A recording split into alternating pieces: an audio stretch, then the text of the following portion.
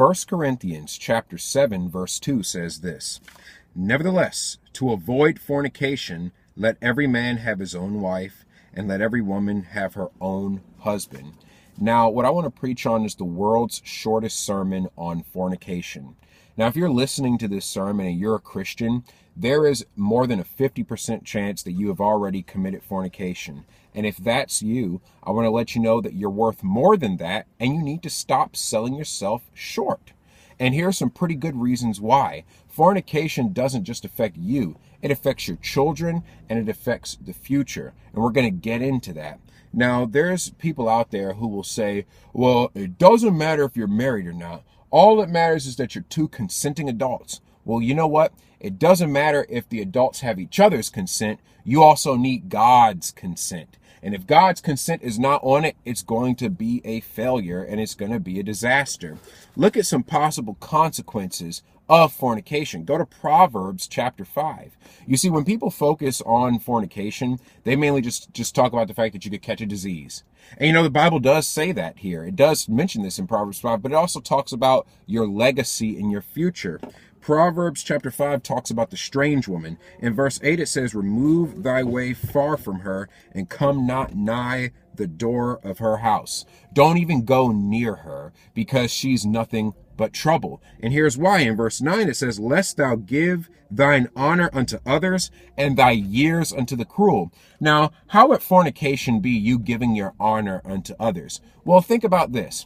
If you shack up with your girlfriend and you guys have kids, you think it's going to last forever, you're like, yay, we're a happy little family. One day she might leave you. She's not married. There's no permanent commitment there. So she just might leave you and take your kids with her. When it comes to custody battles, they usually give the mom the custody. So if she takes your kids, she might get a new man and she might have your kids living in another man's house, eating another man's food, and having another man's orders that they have to follow. That's your honor that should be given to you, and she's going to take that and have it go to another man. You don't want that. You don't want to ruin your children. You don't want to ruin your legacy. So you need to consider carefully and avoid fornication because of the impact it'll have. But the Bible doesn't just stop there. Look at verse 10.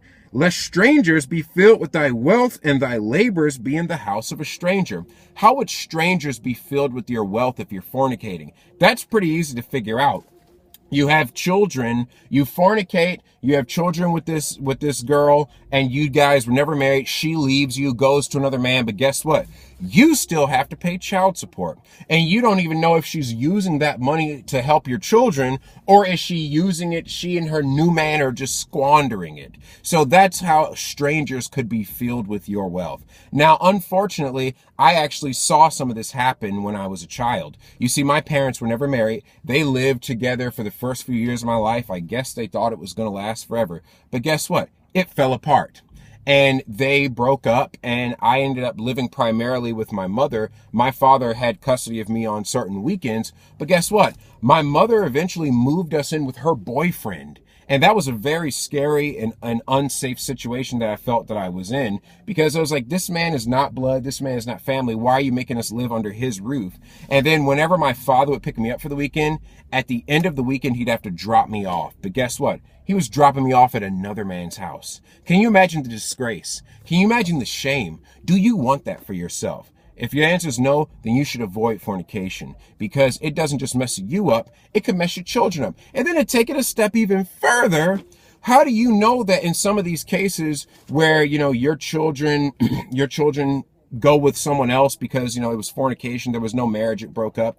How do you know that the kid's new stepdad or the kid's new stepmom won't molest them? There's that kind of danger too. So when you make the choice to fornicate, you're not just choosing to attack your own future, you're choosing to attack the future of your children. And that's why you need to wait until marriage. Now, look at verse 11. It says, "And thou mourn at the last, when thy flesh and thy body are consumed." That's the STD. That one's pretty straightforward. Now, what solution does the Bible give?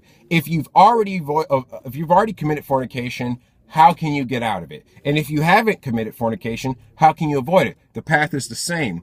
God gives us the same answer in the same chapter where he showed us what the problem is. If you look at verse 18 in Proverbs chapter 5, it says, let thy fountain be blessed and rejoice with the wife of thy youth.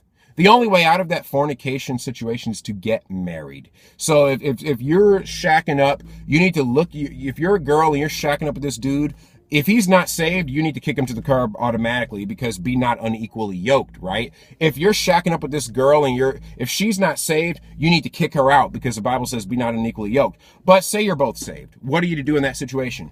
Give them this ultimatum: marry me or get out. It's that simple. There is no third option. There's no let's delay this, no wait and see, because the Bible says rejoice with the wife of thy youth. Now, a wife, that's talking about marriage. But you know what it says? Wife of thy youth.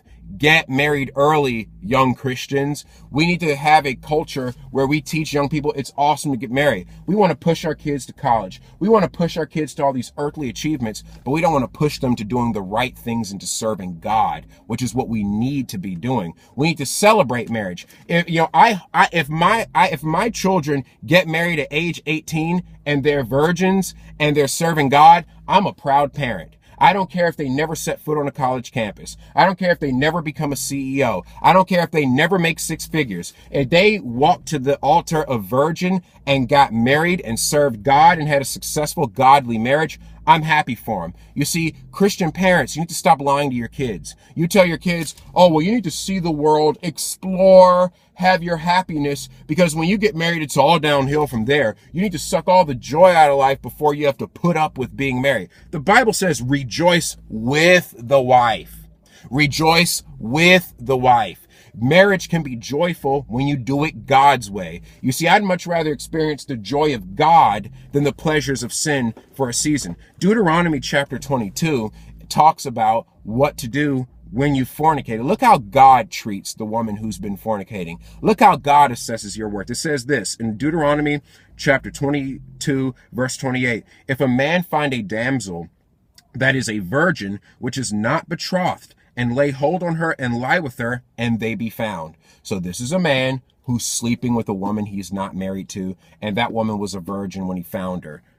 Look what it says in verse 29. Then the man that lay with her shall give unto the damsel's father 50 shekels of silver, and she shall be his wife, because he hath humbled her. He may not put her away all his days. So you know what the Bible is telling the man to do here? If you fornicated with that woman, step up and get married and pay for and protect and provide for what comes out of her. How many times do we give men a pass? Oh, don't worry about it. Just break up. She'll just go on welfare. You just send a little bit of your check for child support. You see, we don't hold men accountable anymore. And that's why they take advantage of women so much, because we're not holding them to God's standard that says if you lay down with that woman, you better marry her and take care of what comes out. And if you're unwilling to do that, you have no business lying with her. You see, the Bible teaches that the woman is not just common gutter trash that can just be taken advantage of and thrown around. And if you're a woman and you've been letting yourself be in that situation, you need to stand up and say, look, man, marry me or leave, because I'm worth more. Young men, you need to tell that woman, look, marry me or leave, because I am worth more. Young people, you are worth more. Do not be fooled by the lies of fornication. Now, the quick way, so of course, that's what to do if you're in that situation, if you've already fornicated. Now, what about you young people who have not committed fornication yet? How do you avoid it? I already gave you the first piece of advice: get married young. What's the last piece of advice? When you are dating, avoid the kissing on the mouth, avoid the caressing, the heavy petting, and all that stuff, because all that does is make your desires be greater. Look at 1 Corinthians chapter 7, right where we started, verse 1. Now concerning the things whereof you wrote unto me, it is good for a man not to touch a woman. That's not talking about between a husband and a wife, because obviously the Bible tells us to rejoice with the wife of our youth. What that's talking about is young people that are not married. It says it's good for a man not to touch a woman. If you're dating, just because you're dating doesn't mean you need to be all touchy-feely. That verse I read you in Deuteronomy 22 where it talked about lying hold on her, that means he's getting too touchy-feely with her. So, for example, you're dating a woman, don't be kissing on the mouth with her. That's just going to make your hormones, go crazy and make you even more likely to fornicate. The Bible says, let him kiss me with the kisses of his mouth in Song of Solomon, but that's between a husband and a wife. Kissing on the mouth, the French kissing, the caressing, all the groping, that is for married couples. That is not for unmarried. The Bible says it's good for a man not to touch a woman. You don't want to be so seduced by her that you can't properly judge if she has the right character and is worth marrying or not. Young ladies, you don't want to be so seduced by him that you can't tell if he has character or not. It says, nevertheless, to avoid fornication, let every man have his own wife and let every woman have her own husband. Getting married is the solution, folks. God told us to be fruitful and multiply. That was one of the first commandments God ever gave us. God put that urge in us, but we need to use it in a way that glorifies God. Verse 9, but if they cannot contain, let them marry, for it is better to marry than to burn. You only have a couple options. Either abstain and stay away, get married, or if you fornicate, you need to fix it and get right with God, because if you don't get right with God, God can curse your life, and you don't want that. You want to be blessed by God. So you want to, if you can, you want to make sure you serve God as best as you can, and you want to save yourself till marriage and avoid putting yourself in the position in the first place. Serve God, get married young, build long, happy lives together, and rejoice with the wife of thy youth. God bless you.